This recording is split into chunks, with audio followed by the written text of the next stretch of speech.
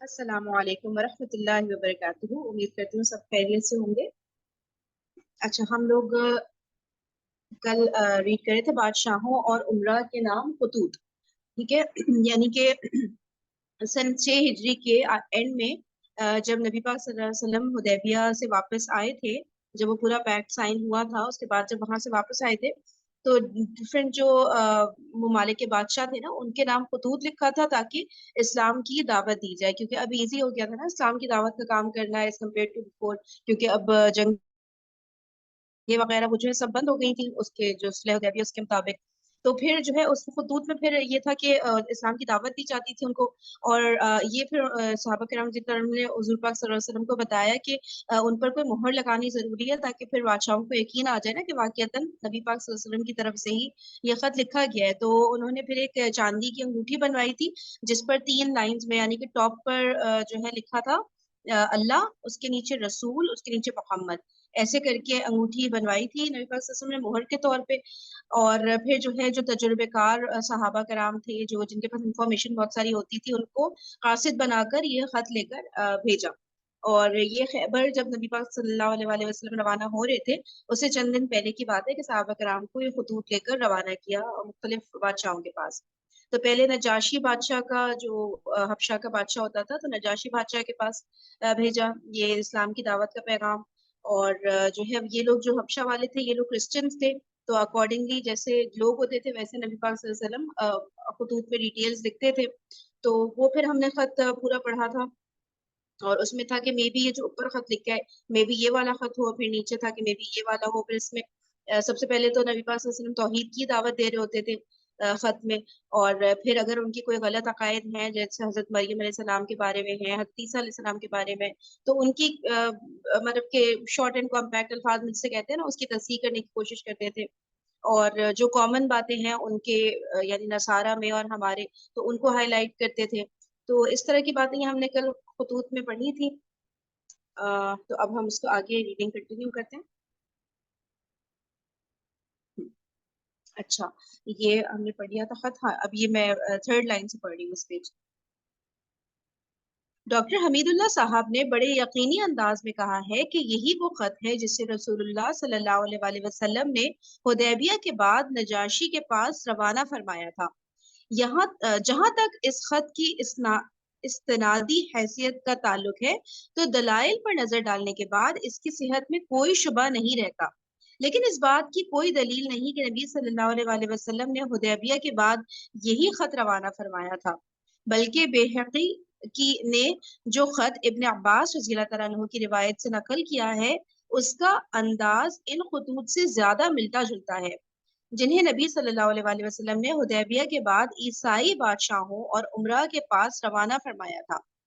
क्योंकि जिस तरह आप सल्लल्लाहु अलैहि वसल्लम ने इन खतूत में आयत करीमा अ, या या अहलल किताब तालु इला कलिमती सवा, मैं इसमें कुछ मैंने राव आगे पीछे कर दी हूँ मे बी। अच्छा, फिर क्या है, अल आयात दर्ज फरमाई थी। इसी तरह बहकी की रिवायत करदा खत में भी ये आयत दर्ज है। अलावा अजीज खत में सराहतन असहमा का नाम भी मौजूद है, जबकि डॉक्टर हमीदुल्लाह साहब के नकल करदा खत में किसी का नाम नहीं है। इसलिए मेरा गुमान गालिब ये है कि डॉक्टर साहब का नकल करदा खत दर हकीकत वो खत है जिसे रसूलुल्लाह सल्लल्लाहु अलैहि वसल्लम ने असहमा की वफात के बाद उसके जानशीन के नाम लिखा था। और गालिबन यही सबब है कि इसमें कोई नाम दर्ज नहीं है। ठीक है ना।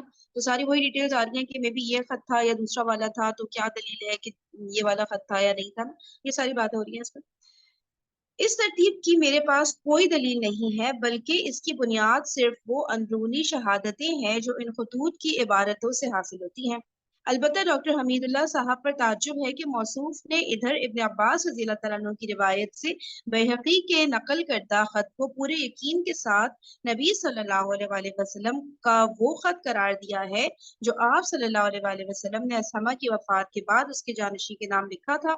हालांकि इस खत में सराहत के साथ असामा का नाम मौजूद है। वल इल्म इंदल्लाह। बहरहाल, अच्छा, नीचे देख लेते हैं नीचे क्या लिखा है। नंबर 4 देखिए, डॉक्टर हमीदुल्लाह साहब की किताब, ठीक है, हवाला दिया हुआ है। बहरहाल जब अम्र बिन उमैया दमरी रजी अल्लाह ताला अन्हु ने नबी सल्लल्लाहु अलैहि वसल्लम का खत नजाशी के हवाले किया तो नजाशी ने उसे लेकर आंख पर रखा और तख्त से जमीन पर उतर आया और हजरत जाफर बिन अबी तालिब रजी अल्लाह ताला अन्हु के हाथ पर इस्लाम कबूल किया और नबी सल्लल्लाहु अलैहि वसल्लम की तरफ इस बारे में खत लिखा जो ये है। अच्छा, अब ये बता रहे हैं कि जब खत मिला नजाशी बादशाह को तो उन्होंने इस्लाम कबूल कर लिया था, ठीक है ना। और हजरत जाफर बिन अबी तालिब रजी अल्लाह तआला अन्हु के हाथ इस्लाम कबूल किया था। कितनी बड़ी बात है ना, एक बादशाह इस्लाम कबूल कर ले। तो सोचे पूरी रियाया ने तो फौरन फिर वही करना होता है ना जो बादशाह कर रहा होता है, फॉलो कर रहे होते हैं। फिर ये खत लिखा जवाब में नजाशी बादशाह ने नबी सल्लल्लाहु अलैहि वसल्लम की तरफ। उसकी डिटेल्स आ रही हैं। बिस्मिल्लाहिर्रहमानिर्रहीम। मोहम्मद रसूलुल्लाह सल्लल्लाहु अलैहि वसल्लम की खिदमत में नजाशी असमा की तरफ से।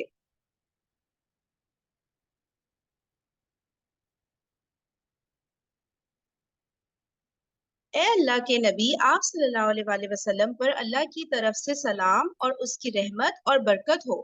वो अल्लाह जिसके सिवा कोई लायक इबादत नहीं। अम्मा बाद, ए अल्लाह के रसूल सल्लल्लाहु अलैहि वसल्लम, मुझे आपका गिरामी नामा मिला जिसमें आपने ईसा अलैहि सलाम का मामला जिक्र किया है। खुदाए आसमान और जमीन की कसम, आपने जो कुछ जिक्र फरमाया है हजरत ईसा अलैहि सलाम उससे एक दिन का बढ़कर ना थे। वो वैसे ही है जैसे आप सल्लल्लाहु अलैहि वसल्लम ने जिक्र फरमाया है। अच्छा, नंबर 5 है, नीचे हाशिया पढ़ लेते हैं। हजरत ईसा अलैहि सलाम के मुतालिक ये फिक्रे डॉक्टर हमीदुल्लाह साहब की इस राय की तायीद करते हैं कि उनका जिक्र करदा खत असमा के नाम था। वल्लाहु आलम। फिर आप सल्लल्लाहु अलैहि वसल्लम ने जो कुछ हमारे पास भेजा है हमने उसे जाना और आपके चचेरे भाई और आप सल्लल्लाहु अलैहि वसल्लम के सहाबा रजी अल्लाह ताला अन्हुम की मेहमान नवाजी की। और मैं शहादत देता हूँ कि आप सल्लल्लाहु अलैहि वसल्लम अल्लाह के सच्चे और पक्के रसूल हैं। और मैंने आप सल्लल्लाहु अलैहि वसल्लम से बैत की और आप सल्लल्लाहु अलैहि वसल्लम के चचेरे भाई से बैत की और उनके हाथ पर अल्लाह रब्बुल आलमीन के लिए इस्लाम कबूल किया। नबी सल्लल्लाहु अलैहि वसल्लम ये नजाशी से ये भी तलब किया था कि वो हज़रत जाफर रजी अल्लाह तआला अन्हु और दूसरे महाजरीन हबशा को रवाना कर दे। अब याद है ना आप लोग को, बिल्कुल शुरू में हबशा में रवाना हुए थे ना, हिजरत की थी सबसे पहले मुसलमानों ने। तो वो फिर ये बात हो रही है कि दूसरे महाजरीन हबशा को वो रवाना कर दे और हज़रत जाफर रजी अल्लाह तआला अन्हु को भी। तो ये नबी पाक सल्लल्लाहु अलैहि वसल्लम ने खत में उनसे मुतालबा किया था नजाशी बादशाह से। चुनांचे उसने हजरत अम्र बिन उमैया दमरी रजी अल्लाह ताला अन्हु के साथ दो कश्तियों में उनकी रवानगी का इंतजाम कर दिया।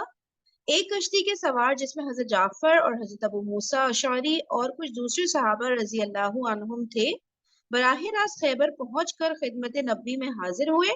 और दूसरी कश्ती के सवार जिनमें ज्यादातर बाल बच्चे थे सीधे मदीना पहुंचे। ठीक है ना।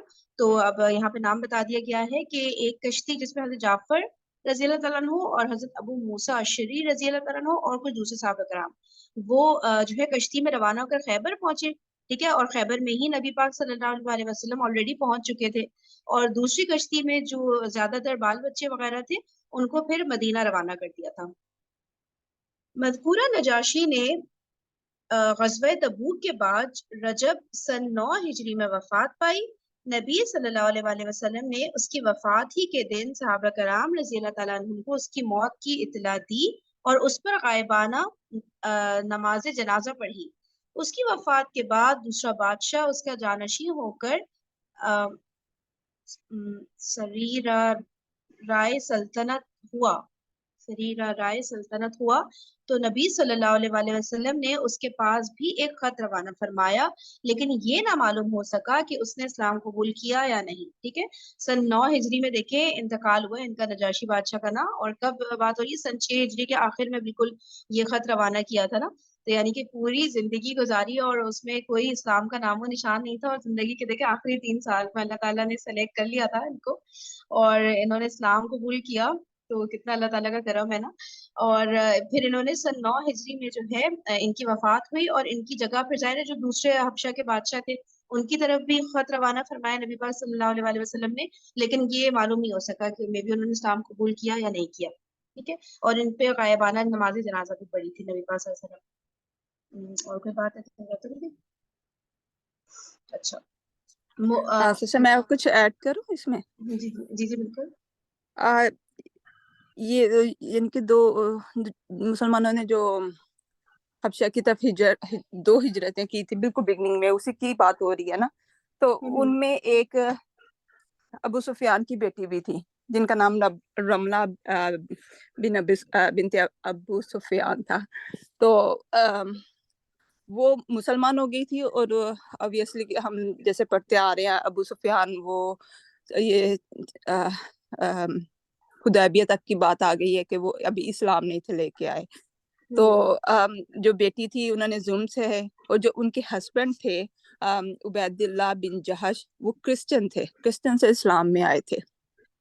ان لوگوں نے بالکل یہ بگننگ کے تھے مسلمان، تو انہوں نے ظلم بھی سہے لیکن اسلام نہیں چھوڑا، اور پھر انہوں نے ہجرت کی. دوسری ہجرت حبشہ کے وقت نا یہ اپنے ہسبینڈ کے ساتھ وہاں روانہ ہوئی ہیں. تو وہاں جا کے ان کی بیٹی حبیبہ ہوئی تھی، وہاں سے بھی ان کو یہ کنیت ملی ام حبیبہ رملہ بنت ابو سفیان.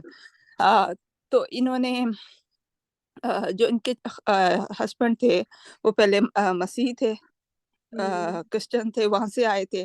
تو وہاں جا کے وہ پھر واپس مرتد ہو کے وہ انہوں نے کہا کہ جو وہاں کا جو کرسچینٹی کا طریقہ حیات تھا وہ اسلام سے بہتر ہے، اور واپس اس میں چلے گئے. اور بلکہ ان کو بھی کہ ام حبیبہ رضی اللہ عنہا کو کہ یہ بھی اسی دین میں چلے جائے. اور ہر وقت وہ شراب کے نشے میں رہتے تھے، اور کچھ عرصے بعد شراب نوشی کی وجہ سے ان کی وفات ہو گئی تھی. تو یہ حضرت رملہ ام حبیبہ جو ہے وہ اپنی بیٹی کی پرورش وغیرہ میں لگ گئی تھی. تو یعنی حبشہ میں یہ سب کچھ ہو رہا تھا جو وہ مرتد ہوئے اور حبشہ میں، ساری جی چیزیں. جی جی جی. ٹھیک ہے ٹھیک ہے. تو پھر انہوں نے حضرت ام حبیبہ انہوں نے خواب میں دیکھا کہ کسی نے ان کو ام المومنین پکارا ہے، تو بہت خوش ہوئی. تو پھر انہوں نے مدینہ ہجرت کی تھی. اب یہ آ رہا نا کہ یہ جو جعفر بن ابی طالب رضی اللہ عنہ، ابو موسیٰ یہ خیبر میں یہ لوگ اس ٹائم نبی پاک بھی ادھر تھے. آلموسٹ 7 ہجری آ گئی ہے، اور بچوں وغیرہ کو ادھر مدینہ بھیج دیا. تو کسی نے آپ صلی اللہ علیہ وسلم کو پھر ان کے حال کا بتایا کہ ایسے ان کے ہسبینڈ وہاں فوت ہو گئے تھے. تو یہ وہ تو عمر بن امیہ یہ نجاشی، ان کو نبی پاک صلی اللہ علیہ وسلم نے نجاشی کے پاس بھیجا.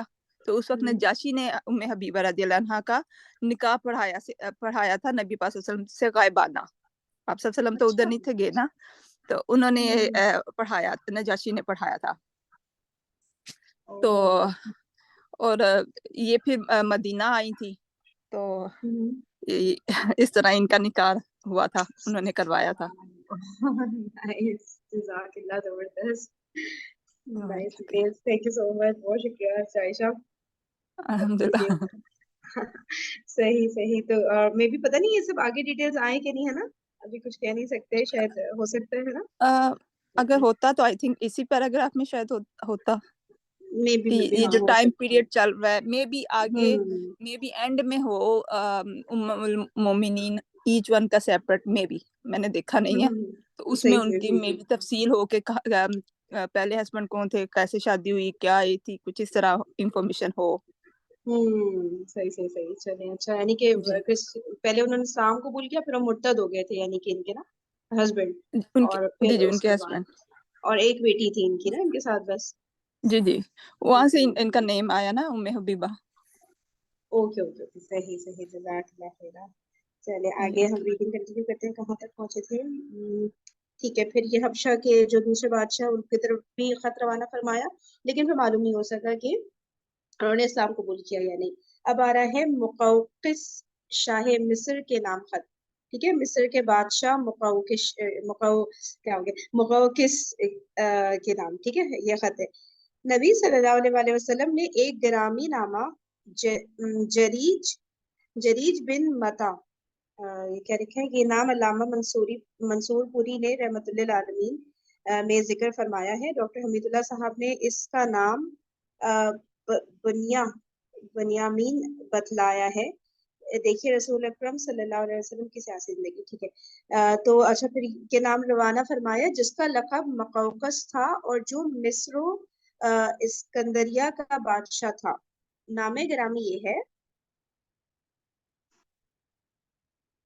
بسم اللہ الرحمن الرحیم. اللہ کے بندے اور اس کے رسول محمد کی طرف سے مقوقس عظیم قبط کی جانب اس پر سلام جو ہدایت کی پیروی کرے. اما بعد میں تمہیں اسلام کی دعوت دیتا ہوں. اسلام لاؤ سلامت رہو گے اور اسلام لاؤ اللہ تمہیں دوہرا اجر دے گا. لیکن اگر تم نے منہ موڑا تو تم پر اہل قبط کا بھی گناہ ہوگا. اے اہل قبط ایک ایسی بات کی طرف آؤ جو ہمارے اور تمہارے درمیان برابر ہے کہ ہم اللہ کے سوا کسی کی عبادت نہ کریں اور اس کے ساتھ کسی چیز کو شریک نہ ٹھہرائیں اور ہم میں سے بعض کو اللہ کے بجائے رب نہ بنائیں. بس اگر وہ منہ موڑے تو کہہ دو کہ گواہ رہو ہم مسلمان ہیں. اچھا نیچے حاشیہ میں کیا لکھا ہے؟ ماضی قریب میں یہ خط دستیاب ہوا ہے. ڈاکٹر حمید اللہ صاحب نے اس کا جو فوٹو شائع کیا ہے اس میں اور زاد المیعاد کی عبارت میں صرف 2 حروف کا فرق ہے. زاد المیعاد میں ہے اسلم تسلم.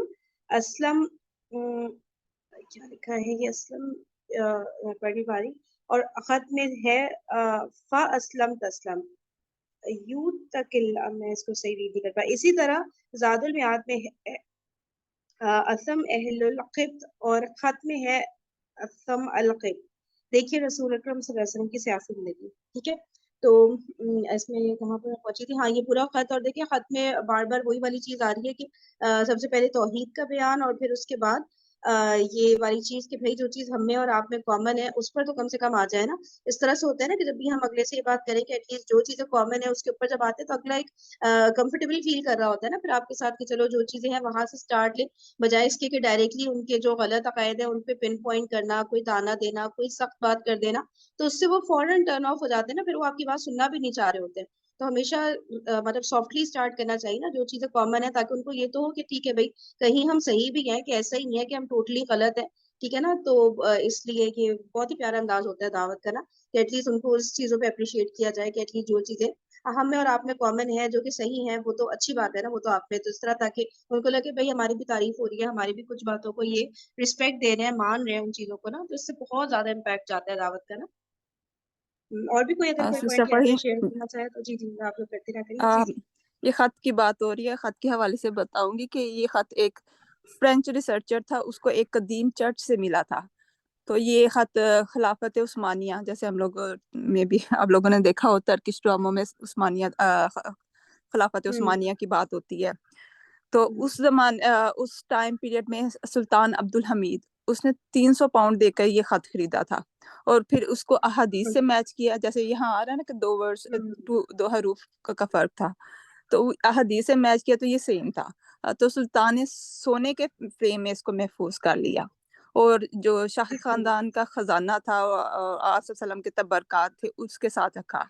اور یہ آج بھی ترکی کا ایک استنبول کا ایک میوزیم ہے, اس میں خلافت عثمانیہ کے اختتام پہ جو شاہی چیزیں تھیں وہ ساری ادھر میوزیم میں رکھی ہیں. I کون don't سے know how والے to spell it. Top museum? Kapi نہیں مطلب TOPKAPI. یہ ملک کون سے؟ استنبول ترکی. ٹرکی میں. اچھا اور اچھا اچھا. اس ٹرکی میں میوزیم کا استنبول نام ہے سٹی میں توپکاپی میوزیم. ٹاپ کپی کچھ اس طرح توپ کرتے ہیں کاپی ان کی میوزیم. زبان میں. جی اچھا تو یہ اچھا ایک اچھا. کمرہ نما ایک کمرہ ٹائپ سا ہال سا ہے. تو وہاں یہ جو خط ہے یہ ابو بکر صدیق رضی اللہ عنہ ان کے ہاتھوں سے لکھا گیا تھا, اور اچھا یہ خط بھی ادھر ہی ہے, آج بھی ادھر ہے. زبردست. اور اگر ہم حضرت عثمان کے بارے میں بھی پڑھ رہے تھے, سوری اس میں نہیں دوسری میں, جب ان کو شہید کیا گیا تھا تو وہ قرآن پاک پڑھ رہے تھے اور استاذہ نے بتایا تھا کہ ان کے خون کے قطرے سورہ بقرہ کے آیات تھی, آیت نمبر انہوں نے بتایا تھا مجھے یاد نہیں ابھی, لیکن ورڈ سے فَسَيَكْفِيكَهُمُ اللَّهُ اس کے اوپر گرے تھے, وہ بھی قرآن پاک وہاں میوزیم میں ہے. اچھا وہی والا. وہی والا ان کے بلڈ کے ساتھ. اچھا اسی میوزیم میں آپ کہہ رہی ہیں؟ اسی میوزیم میں, I'm not sure اسی والے میں ہے, لیکن ٹرکی میں ہے اچھا اچھا ایک میوزیم، اوکے. کسی میوزیم میں. اچھا یہ جو خطوط ہیں یہ میرے خیال سے احادیث میں نہیں تاریخی روایات سے جیسے مل رہے ہوتے ہیں نا، حدیث میں تو مینشن نہیں ہے میرے خیال سے، کیونکہ کوئی حوالہ ایسا اچھا حدیث کا نہیں دیا ہوا ہے نا. ویسے جو حدیث کا تاریخی نہیں ہے. روایات ہوتی ہیں نا اس سے جی پھر جی، میچ کیا ہوگا انہوں نے. صحیح صحیح صحیح.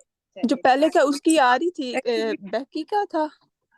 آپ اسلام کا ایک کوشچن کل تھا، اس پہ میں تھوڑی سی یہ وضاحت کرنا چاہتی ہوں کہ میں نے جو ابھی دیکھا ہے اس لیٹر میں بھی اللہ تعالیٰ، یہ آپ صلی اللہ علیہ وآلہ وسلم نے فرمایا کہ اسلام اس پر جو ہدایت قبول کرے. جو ہوں کل والا لیٹر تھا اس میں بھی ایسے تھا.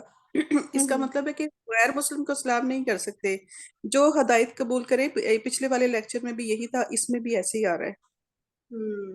بالکل صحیح کہہ رہی ہیں، ایسا اب ہی ہے. نیکسٹ دیکھ لیتے ہیں نیکسٹ کیا آتا ہے، لیکن جو لیکچر سے یہ لیٹر سے میں نے دیکھا تو دونوں میں سیم چیز آئی ہے.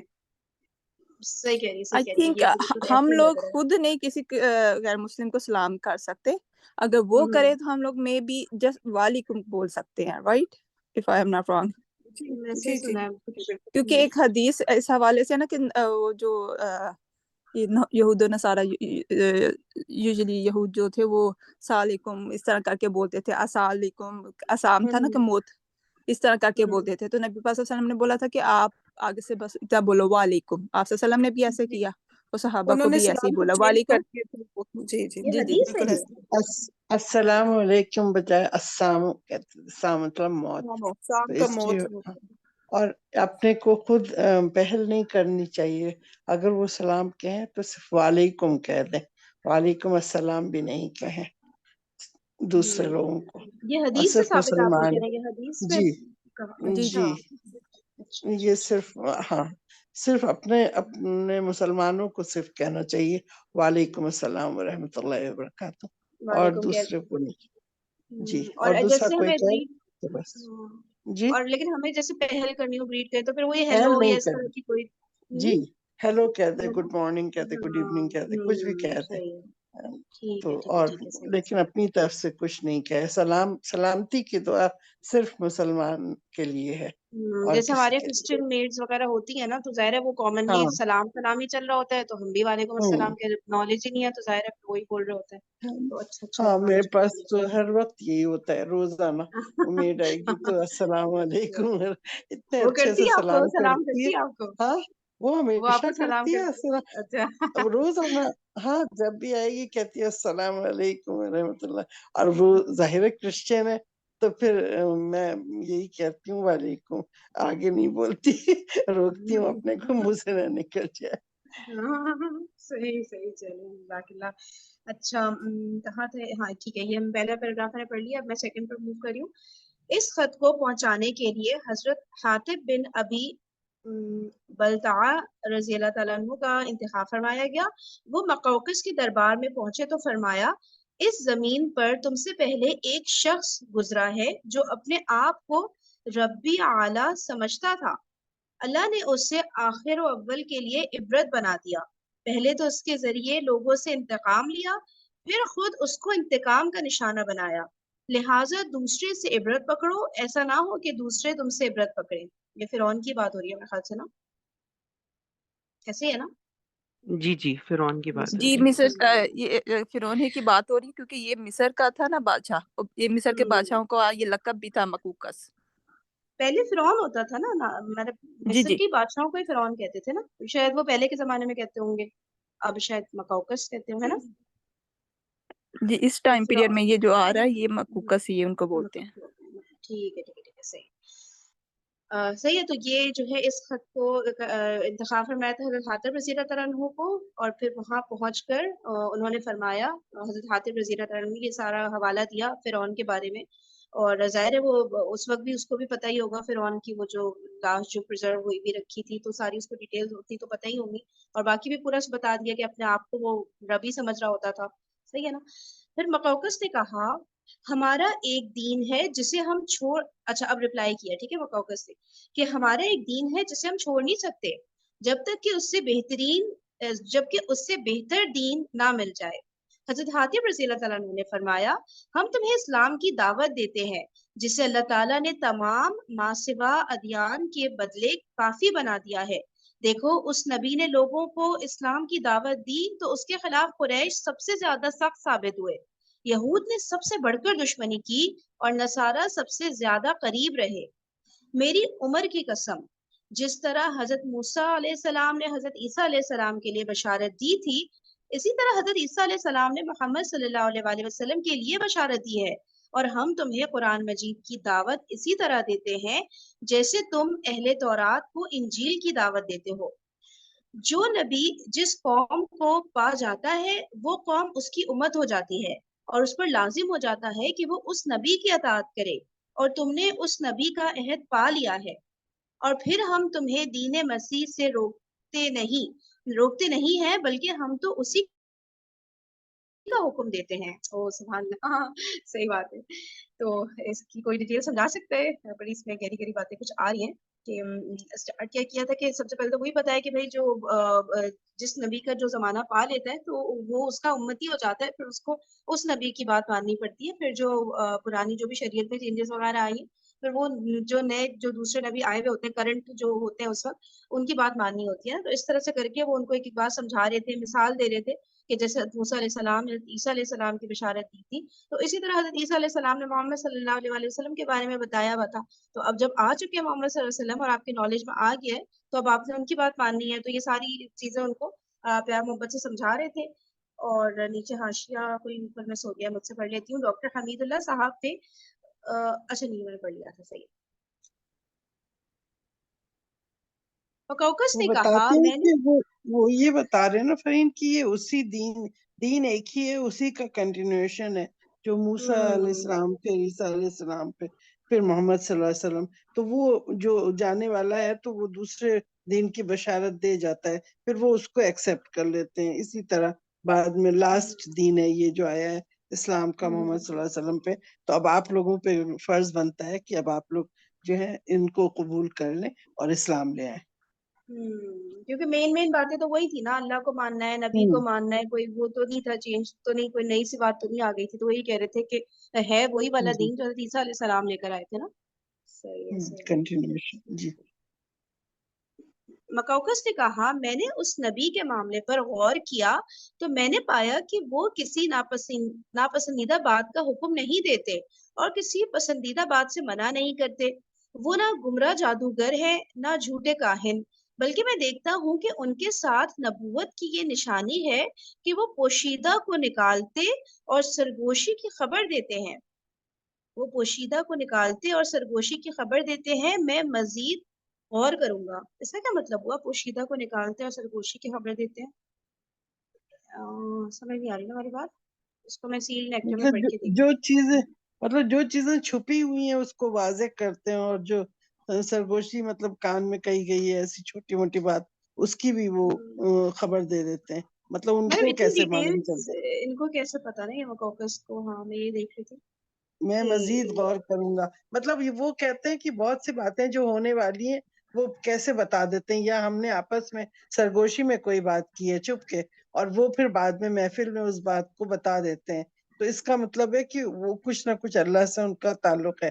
تو کہہ رہے ہیں میں مزید اس پہ غور کروں گا، مطلب اس چیز کو وہ ابھی تک اس حالت میں تھے کہ اس کو ویریفائی کر رہے تھے کہ یہ نبی کیا ہے، یہ کیسے ان کو پتا، غیب کی باتیں کیسے پتا ہو رہی ہے ان کو کچھ وہ نبوت کی۔ کہیں سے خبر ملی ہوگی، کوئی اس طرح کی بات ہے نا، کیونکہ اس خط میں تو کوئی ہاں، ایسا بات نہیں کلیئرلی لکھی کہ کچھ ان کے بارے میں ایسی بات نبی صلی اللہ علیہ وسلم کے بارے میں پتہ چلی ہو۔ کہ وہ ویسے کہہ ادھر رہے ہیں ادھر نہ سے وہ کچھ جادوگر ہیں اور نہ وہ گمراہ ہیں اور نہ وہ جھوٹے ہیں اور نہ وہ کاہن ہیں، بلکہ میں دیکھتا ہوں کہ ان کے ساتھ نبوت کی یہ نشانیاں ہیں۔ جو نبوت کی نشانی ہوتی ہے نا کہ ان کو پوشیدہ باتیں پتہ ہوتی ہیں، ہر آدمی کو تو نہیں پتہ ہوتی، نبی کو اللہ کی طرف سے یہ باتیں پتہ ہوتی ہیں۔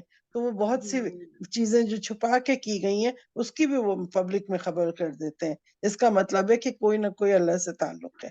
یہ اور اس میں ایک اور کتنی امپورٹنٹ پوائنٹ اوپر لکھا ہوا ہے نا کہ کسی ناپسندیدہ بات کا حکم نہیں دیتے۔ تو عقل والے جو ہوتے ہیں وہ دیکھتے ہیں کہ بھائی جو بھی وہ حکم دے رہے ہیں کوئی ایسی غلط بات کا وہ حکم نہیں دے رہے، اور کسی پسندیدہ بات سے منع بھی نہیں کر رہے کہ بھائی جو کہ زبردستی کا کسی ہر بات کے اندر جیسے نہیں ہوتا کہ منع کرنا اگلے کو، تو وہ بھی نہیں کر رہے، یہ بھی نہیں کر رہے۔ تو وہ کہہ رہا تھا میں غور کروں گا، اور واقعی میں یہی ہونا چاہیے نا، انسان کو غور و فکر کرنا کتنا ضروری ہے نا، پھر انسان حقیقت تک پہنچ سکتا ہے اللہ تعالیٰ کے فضل سے۔ صحیح ہے. آگے جی یہ پہلے جو آپ نے پڑھا نا اس کی وضاحت بھی ہے قرآن پاک میں. آیت نمبر 62 ہے اس کی سورہ بقرہ کی. اس میں لکھا ہوا ہے ان الذین آمنوا والذین ہادوا والنصارى والسابئین من آمن باللہ والیوم الآخر، کہ وہ لوگ جو ایمان لائے اور جو یہودی اور نصارہ ہوئے اور سابین اور جنہوں نے اللہ پر یقین کیا اور آخرت پر یقین کیا، وعامل صالحا اور نیک عمال کیے، فَلَهُمْ أَجْرُهُمْ عِنْدَ رَبِّهِمْ، ان کے پاس وہ فلاح پائیں گے یا اجر پائیں گے اپنے رب کی طرف سے. وَلَا خَوْفٌ عَلَيْهِمْ، ان پر نہ کوئی خوف ہوگا، وَلَا هُمْ يَحْزَنُونَ اور نہ وہ غمگین ہوں گے. تو ابھی کچھ لوگ جو ہے نا اس پہ ابھی ان کو سمجھ نہیں آتی اس بات کی، تو وہ کہتے ہیں کہ یہ کیسے لکھا ہوا ہے. تو اس کی وضاحت ابھی اس لیٹر سے بھی ہو گئی کہ اس وقت جو لوگ ایمان لائے تھے وہ مسلمان تھے اسلام سے پہلے. جو ایمان لائے تھے وہ کیا مطلب؟ جی جو یہود کے یعنی حضرت عیسیٰ کے ٹائم پہ اور موسیٰ کے ٹائم پہ جو مسلمان ہوئے، یعنی وہ مسلمان تھے، یہودی اور نصارہ تھے لیکن وہ مسلمان تھے جو انہوں نے پیغمبر کی پیروی کی. بالکل بالکل ایسا ہی ہے. ہاں یہ جیسے حضرت آیت ابراہیم علیہ بات السلام کے ٹائم پہ بھی جو وقت کے نبی کو جو مان رہا ہوتا ہے مسلمان ہی کہلاتا ہے نا میرے خیال سے. جی جی ایسے ہی تو ہے نا؟ یہ قرآن پاک میں 62 آیت نمبر ہے سورہ بقرہ پہ. اچھا اچھا اچھا اچھا صحیح صحیح صحیح. جزاک اللہ خیرہ. چلے بہت شکریہ آپ سب کو انفارمیشن دینے کا. اور جو ہے پھر انشاءاللہ ہم لوگ کل کنٹینیو کرتے ہیں. ٹھیک ہے اسی خط سے. چلیں جزاک اللہ خیرا کثیرا. سبحانک اللہم و بحمدک نشہد ان لا الہ الا انت نستغفرک و نتوب الیک. السلام علیکم ورحمۃ اللہ وبرکاتہ. وعلیکم وعلیکم السلام. السلام ورحمۃ اللہ.